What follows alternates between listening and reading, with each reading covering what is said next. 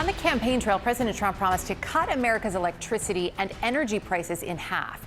New data, however, shows prices are actually rising more than twice as fast as inflation. And analysts say there are a few things really driving up the costs here. One of the biggest, though, is AI. CNN's Matt Egan joining us now to walk us through the numbers. So thank you, AI, I guess. What are we seeing, Matt?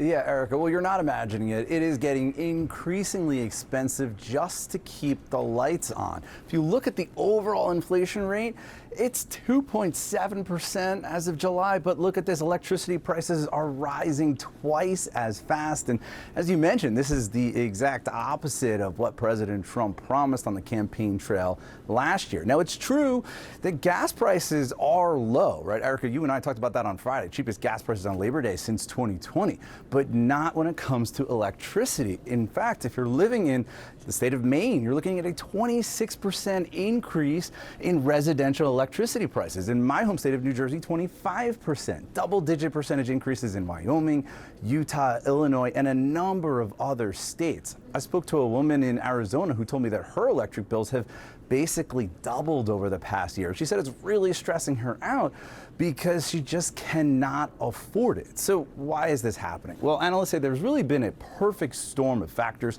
starting on the demand side, including the fact that more people are using electric vehicles, so that means more demand on the power grid.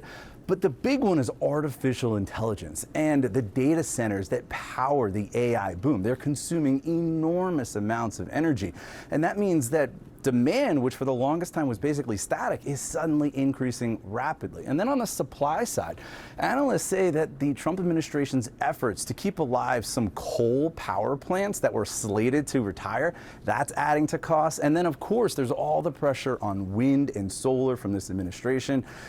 No matter the reason here, government forecasters, they say this trend, Erica, is going to continue. And obviously, if that happens, this is going to be another cost of living issue that has major implications both for the economy and for politics. Yeah, absolutely. I am seeing it in New York as well, not just you there in New Jersey. So I'm with you, Matt, on this one. There are also questions about health insurance and the costs going up yet again next year. What's happening there, Matt?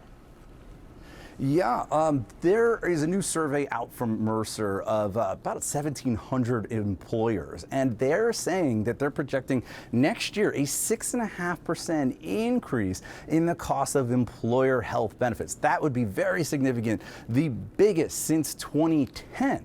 Now, some employers are going to try to offset that, but that likely means higher costs for all of us employees, out of pocket costs when you think about co-pays and deductibles. So why is this happening? Well, again, there's a number of different factors. They mostly boil down to pricing pressures and also more people using the healthcare system, including the fact that there's these popular but expensive GLP-1 drugs like Ozempic, expensive cancer treatments, and increased access to mental health services. The bottom line here, Erica, is this is another cost of living issue that is moving in the wrong direction.